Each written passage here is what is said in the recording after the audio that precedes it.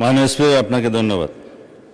আলহামদুলিল্লাহ, আসসালাতু আসসালামু আলা রাসূলিল্লাহ। আবারও আলহামদুলিল্লাহ, অন্ততপক্ষে মাননীয় বিরোধী দল জামায়াত ইসলাম ইসলামী ব্যাংকের মালিকানা দাবি করেন নাই। আপনারা বলেছেন যে ন্যায় নীতির পথে ফেরত আসতে হবে। ওই ন্যায় নীতির পথে ফেরত আসার জন্যই বাংলাদেশ ব্যাংক ব্যবস্থা গ্রহণ করবে। মাননীয় স্পিকার, আমরা মাননীয় বিরোধী দলীয় নেতার এবং জামায়াত ইসলামের দুঃখ বুঝবো না। মাননীয় স্পিকার, ওই আছে না, চিরসুখী জন ভ্রমে কি কখন, বুঝিতে কি পারে, কি যাতনা বিষে বুঝিবে সে কিসে, কবু আসিবে সে ধ্বংসে নিজারে। এটা 19বিংশ শতাব্দীর একটা বাঙালি কবি কৃষ্ণচন্দ্র মজুমদারের কবিতা। তার আরো কয়েকটা লাইন আছে, যতদিন ভবে না হবে না হবে, তোমার অবস্থা আমার সম, ঈষৎ হাসিবে শোনে না শুনিবে, বুঝে না বুঝিবে যাতনা মম। আমাদের এখানে কবি বেশি আছে মানুষ। তো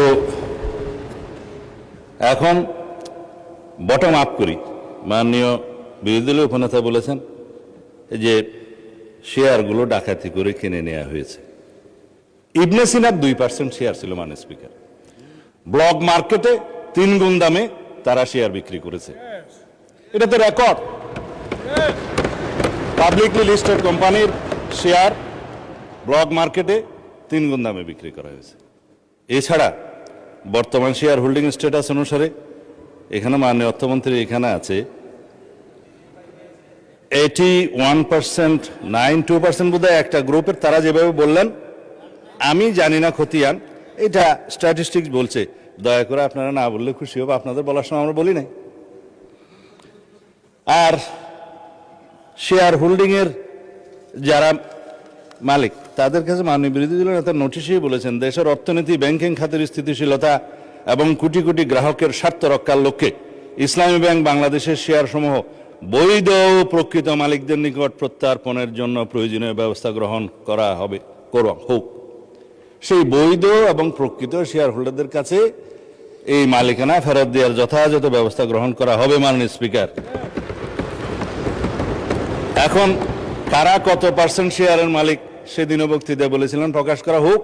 মাননীয় অর্থমন্ত্রীকে অনুরোধ করছি, বাংলাদেশ ব্যাংকের গভর্নরের কাছে অনুরোধ করে জাতির সামনে প্রকাশ করা হোক। শেয়ার হোল্ডাররা তারা কিভাবে খরিদ করেছে, দ্যাট ইজ ডিফারেন্ট ডিবেট। সেটা দুদকের তদন্ত হতে পারে, মামলা হতে পারে, but share holder is share holder. Publicly listed কোম্পানির মধ্যে সেটা আলাদা ডিবেট এবং আলাদা তদন্ত হতে পারে।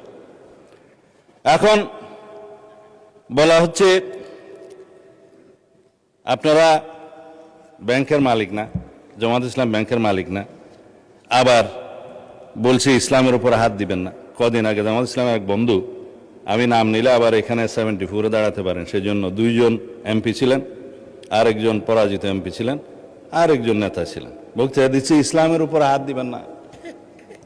মাননীয় স্পিকার, ইসলামী ব্যাংক ইসলাম নয়, আমাদের জনাব মির্জা ফখরুল ইসলামও ইসলাম নয়, জামায়াতে ইসলামও ইসলাম নয়। সুতরাং সবকিছুতে ইসলামের উপরে হাত দিবেন না দোহাই দেওয়া কিন্তু ঠিক নয়। মাননীয় স্পিকার, আমি এবার পয়েন্ট টু পয়েন্ট আসি। এখন একবার যে ব্যাংক আজান দিয়ে তকবীরে লিল্লাহ দিয়ে দখল করা হলো, সেই ব্যাংকের দখলটা বেদখল হয়ে যাবে, এই যাতনা তো আমরা বুঝি। মাননীয় স্পিকার, সুতরাং যারা পর্দার আড়ালে থেকে গ্রাহক বলে রাস্তায় আন্দোলন করছে, ভিডিওটা দেখেন, তাদের রাজনৈতিক পরিচয়। আমাদের মধ্যে অনেকে তো গ্রাহক আছে, গ্রাহককে বলে দেওয়া হচ্ছে বলেন বলেন আপনার অ্যাকাউন্ট আছে, বলে যে আচ্ছা ঠিক আছে, কত, কয় 2-3 লাখ টাকা আছে, পিছন থেকে খোঁচা দিয়ে বলছে বলেন 7-8 লাখ টাকা আছে, বলেছে। এটা রেকর্ড ভিডিও। তারা গ্রাহক হচ্ছে সেই রকম গ্রাহক। তা এখন পর্দার আড়াল থেকে নেমে পড়েছেন, এটা ভালো। বেপর্দা হওয়া, বেনাকাব হওয়া কোনো কোনো ক্ষেত্রে খারাপ, তবে এই ক্ষেত্রে ভালো হয়েছে যে মানুষ জানতে পেরেছে।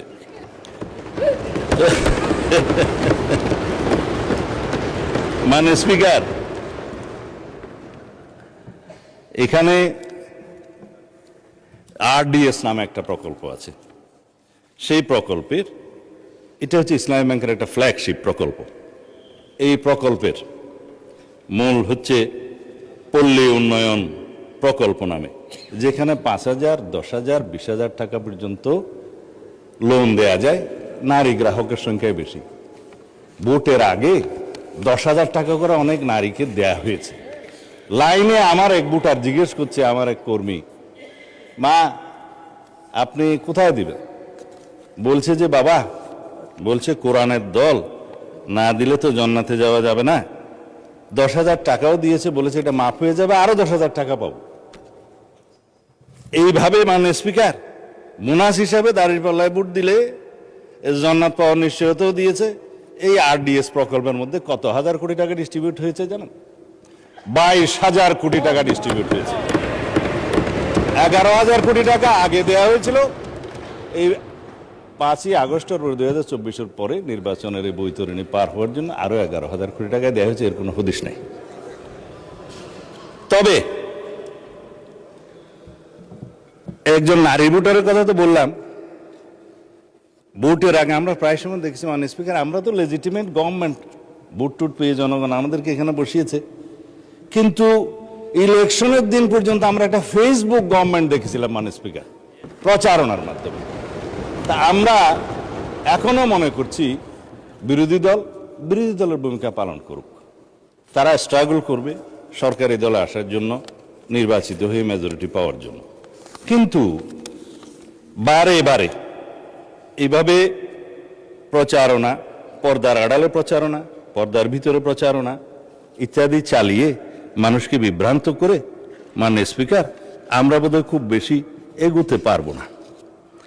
এখন ইসলামী ব্যাংকের আমি কয়েকটা আইনের কথা পরে বলবো, এখন বলছি না। ইসলামী ব্যাংকের নবনিযুক্ত চেয়ারম্যান দায়িত্ব নিলে এবং এই চেয়ারম্যানকে দায়িত্ব পালন করতে না দিলে কি হবে সেটা আইনে বলা আছে। বাংলাদেশ ব্যাংকের ব্যাংক কোম্পানি আইন অনুসারে সেকশন 45, 46, 47 এবং লাস্টে 57-এ এই কথাগুলো বলা আছে। মাননীয় অর্থমন্ত্রী বলছে যে আইন উনি বলবেন, তা আমার একটু অভ্যাস খারাপ বলে আগে বলে দিচ্ছি। বাংলাদেশ ব্যাংকের নির্দেশ দানের ক্ষমতা, বাংলাদেশ ব্যাংক যদি এই মর্মে সন্তুষ্ট হয় জনস্বার্থে মুদ্রানীতি এবং ব্যাংক নীতির উন্নতির বিধানের জন্য কোনো ব্যাংক কোম্পানির আমানতকারীদের স্বার্থের পরিপন্থী এবং ব্যাংক কোম্পানির স্বার্থের পক্ষে ক্ষতিকর কার্যকলাপ প্রতিরোধ করার জন্য যে কোনো রকমের সিদ্ধান্ত বাংলাদেশ ব্যাংক দেওয়ার এখতিয়ার রাখে এবং ব্যাংক কোম্পানিগুলো, সংশ্লিষ্ট ব্যাংক কোম্পানিগুলো উক্ত আইন নির্দেশ পালনে বাধ্য থাকবে। ব্যাংক কোম্পানির পরিচালক সেকশন 46 ইত্যাদির অপসারণ বাংলাদেশ ব্যাংকের ক্ষমতা, চেয়ারম্যান থেকে বোর্ড অফ ডাইরেক্টরস সবার। তারপরে আপনার 49-এ বাংলাদেশ ব্যাংকের অধিকতর ক্ষমতা আছে, 47-এ পরিচালনা পরিষদ বাতিলের ক্ষমতা আছে। বিস্তারিত পড়লে আমার ওই 15 মিনিটে কোলাবে না, সেই জন্য বলবো না।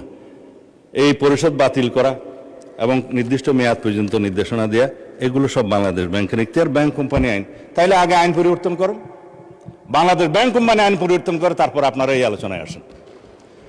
অন্যথায় রেগুলেটরি অথরিটি হিসাবে বাংলাদেশ ব্যাংক তার নিজস্ব ক্ষমতা বলে দেশের স্বার্থে, ব্যাংকে রক্ষা করার স্বার্থে এই সমস্ত কার্যক্রম তারা চালু করবে। মাননীয় স্পিকার তারা তদন্তের কথা বলছেন, তদন্ত করার জন্যই তো। যদি এখন বলি আপনারা 5ই পরবর্তী এই ব্যাংকের যারা লোন গ্রহণ করেছে, আমি নামই বলি, নাবিল গ্রুপকে 700 কোটি টাকা এলসির এগেনস্টে লোন দেওয়া হয়েছে, পরে এই মালামাল বিক্রি করে ব্যাংকে টাকা ফেরত দেওয়া হয়নি। দুষ্ট লোকেরা বলে সেটা কোনো এক দলের নির্বাচনী তহবিলে গেছে। এবং তারা একটা টিভি চ্যানেল প্রতিষ্ঠা করেছে এবং সেই টিভি চ্যানেলটা কোন পক্ষে খেলছে সেটা আমরা জানি। তার ব্যাংক লায়াবিলিটি হচ্ছে 16,000 কোটি টাকা। তার বিরুদ্ধে তদন্ত কেন হচ্ছে না? সেই জন্য তদন্ত হবে মাননীয় স্পিকার। এখন লান্তাবুর গ্রুপকে হেড অফিসের অ্যাপ্রুভেল ছাড়া নির্বাচনের আগে 40 কোটি টাকা লোন দেওয়া হয়েছে, যার কোনো সদুত্তর নাই। এগুলো তদন্ত হবে মাননীয় স্পিকার। সোশ্যাল কর্পোরেট রেসপন্সিবিলিটি নাম দিয়ে যারা ঢাকা থেকে কক্সবাজার পর্যন্ত বিমানের টিকিট পর্যন্ত ব্যাংকের থেকে করিয়েছে, সেগুলোরও তদন্ত হবে মাননীয় স্পিকার। রেকর্ড আছে, এগুলো পত্রিকায় প্রকাশিত হয়েছে। এই আরডিএস প্রকল্প থেকে, এলসির এগেনস্টে লোন দেয়া থেকে, এই যে গ্রুপের কথা বললাম, নামও তো মনে নাই, লান্তাপুর না কি যেন, লান্তাবুর, এগুলো তদন্ত হবে। এই তকবির দিয়ে ব্যাংক দখল করার পর যাদেরকে চক্রচ্যুত করা হয়েছে তাদের সংখ্যা হচ্ছে ৯,০০০। অন্যায্যভাবে কোনো আইন কানুন না দেখিয়ে তাদেরকে নিয়ম বহির্ভূতভাবে চাকরিচ্যুত করা হয়েছে। তারা প্রায় সময় ডেমনস্ট্রেশন করে রাস্তায়, আপনারা দেখতে পারেন পত্রিকায়। শুধু তাই না, ৬,০০০ নতুন নিয়োগ দেওয়া হয়েছে, তাদের সবাই একটি রাজনৈতিক মতাবলম্বী লোক, এবং তাদেরকে কনফার্ম করা হয়েছে 50%, আর 50% করার তালে আছে, তদন্ত হলে আর পারবে না। ১৩,০০০ প্রমোশন দেওয়া হয়েছে, যারা যেই ক্যাটাগরি থেকে প্রমোশন পেয়ে যে ক্যাটাগরিতে যাওয়ার কথা না, 2টা 3টা করে প্রমোশন দেওয়া হয়েছে। এই অনিয়মগুলো তো হয়েছে মাননীয় স্পিকার, ইসলামের নামেই তো হয়েছে বলে মনে হয়। তো সুতরাং এগুলো তদন্ত হলে হয়তোবা আমাদের কারো নাম ওখানে চলে আসতে পারে। এই তদন্ত হোক, টাকা কোথায় সরানো হয়েছে সেটা তদন্ত হোক। যেহেতু দাবি করা হয়েছে যে এস আলম গ্রুপের লক্ষ কোটি টাকা পাচার করার যে অভিযোগ তোলা হয়েছে, আমরা দাবি করছি মাননীয় স্পিকার, সমস্ত অর্থ পাচারের তদন্ত করা হোক, বাংলাদেশ ব্যাংকের নেতৃত্বে করা হোক।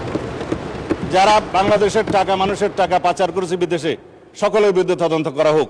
শুধু অভিযোগ দিয়ে ক্ষান্ত হইলে হবে না, কিন্তু এগুলোও তদন্ত করা হবে মাননীয় স্পিকার। এই যে ইন্টারিম গভর্নমেন্টের সময় দখলদারিত্ব এবং মব সৃষ্টির একটা পায়তারা যে ছিল, সেগুলোরও তদন্ত করা হবে। তারা কোথায় কোথায় কার নামে লোন দিয়েছে, কর্পোরেট সোশ্যাল রেসপন্সিবিলিটির টাকা কোথায় ব্যবহার করা হয়েছে, নির্বাচনের আগে সেই তহবিল কোথায় গিয়েছে, আরডিএস প্রকল্পের টাকা কত লোককে দেওয়া হয়েছে, কিভাবে দেয়া হয়েছে, সেগুলো ফেরত আনার ব্যবস্থা করা হবে, তদন্ত করা হবে মাননীয় স্পিকার। এখন সেই জন্যই বলছিলাম, কি যাতনা বিষয়ে বুঝিবে সে কিসে, কবু আসিবে সে ধ্বংসে নিজারে। আমরা ন্যায় নীতি প্রতিষ্ঠা করতে যাচ্ছি, আপনাদের আহ্বান মতো যে এখানে দুনিয়াতে ন্যায়ের নীতি প্রতিষ্ঠা করা হবে, সৎ পথে ন্যায় আশা করা হবে। তো ন্যায় একজনের জন্য চাইবেন, আপনাদের জন্য চাইবেন না, তা তো হতে পারে না। আমরা সকল গ্রাহকের এবং শেয়ার হোল্ডারদের স্বার্থ রক্ষা করব, ন্যায় নীতি প্রতিষ্ঠা করব, সুষ্ঠুভাবে তদন্ত করব। মাননীয় স্পিকার, শুধুমাত্র একজন চেয়ারম্যান নিয়োগকে নিয়ে যে অভিযোগ করা হয়েছে, বাংলাদেশ ব্যাংক থেকে তার প্রত্যুত্তরে বলা হয়েছে এই অফিসারের, এই চেয়ারম্যান যাকে নিয়োগ দেওয়া হয়েছে, তার বিরুদ্ধে কোনো অভিযোগ প্রমাণিত হয়নি, কোনো তদন্ত নাই। যদি নতুনভাবে অভিযোগ আসে সেটা তদন্ত হবে। এখনো পর্যন্ত তো সে প্রিজাম্পশন অফ ইনোসেন্স নীতি অনুসারে তার বেনিফিটটা পাবে, যে তার বিরুদ্ধে শুধু অভিযোগ আনা হচ্ছে মৌখিক বা পত্রিকায়, সেই অভিযোগের তো তদন্ত হয় নাই। সুতরাং প্রিজাম্পশন অফ ইনোসেন্স হিসাবেই সে তার বেনিফিটটা পাবে। যদি অভিযোগ আনে, তদন্ত হবে, তখন সেটা দেখা যাবে। এবং he who seeks equity must come with clean hand, this is one of the maximum of the equity. তারা যেগুলো বলছে, তারা যদি ক্লিন হ্যান্ডে থাকে, তাইলে তারাও তদন্তের ফেস করুক মাননীয় স্পিকার। যাদেরকে আজকে ব্যাংক কর্মচারীদেরকে অফিসে ঢুকতে দেওয়া হচ্ছে না, এবং কলম বিরতির নামে জবরদস্তিমূলক ব্যাংকে যেয়ে বাধা দেওয়া হচ্ছে, আমাদের কাছে তো ভিডিও আছে। আমরা যেহেতু এই স্বরাষ্ট্র মন্ত্রণালয়ের দায়িত্ব পালন করছি, আমাদের কাছে সমস্ত কিছু রাখতে হয়। এই সমস্ত তদন্ত ভিডিও সহ, অডিও সহ সব কিছু আছে। মাননীয় বিরোধী দলীয় নেতা এক জায়গায় বক্তৃতা দিয়ে বলেছেন, তার বুকের উপর দিয়ে যাবে, যদি টিয়ার গ্যাসগুলি করতে হয় আমার উপর দিয়ে যাবে, আমি গ্রাহকের সেবা নিশ্চিত করব। গ্যারান্টেড মাননীয় বিরোধী দলীয় নেতা, গ্রাহকদের, আমানতকারীদের স্বার্থ নিশ্চিত করার জন্য আমরাও বুক পেতে দেবো, শুধু আপনি কেন। সুতরাং ন্যায় নীতি প্রতিষ্ঠা করা হবে। আজকে ইন্টারেস্টিংলি দেখছি আমাদের এনসিপির বন্ধুরা কেউ নাই। আপনারা জামাল ইসলামকে কি তারা এনসিপি অ্যাভোর্ড করলো কিনা জানি না, কেউ বক্তৃতাও দেয় নাই। আমি চেয়ারগুলো খালি দেখে বলতেছি মাননীয় স্পিকার। তবে এখানে একটা দাবি রাখি, অন্যায্যভাবে যাদেরকে চাকরিচ্যুত করা হয়েছে তাদের সবাইকে চাকরি ফেরত দেওয়ার জন্য একটা তদন্ত পরিচালনা করা হোক। আর যাদেরকে রাজনৈতিক বিবেচনা চাকরি দেওয়া হয়েছে তাদের কয়টা সঠিক নিয়োগ হয়ে গেছে সে বিষয়েও তদন্ত করা হোক। মাননীয় অর্থমন্ত্রীকে অনুরোধ করছি, Bangladesh bank as regulatory authority of the banks, central bank, তার যথেষ্ট ক্ষমতা আছে, ব্যাংক কোম্পানি আইনের ক্ষমতা দেওয়া আছে, সেই জন্য সেভাবে যায়। ধন্যবাদ মাননীয় স্পিকার। আমি 1 সেকেন্ড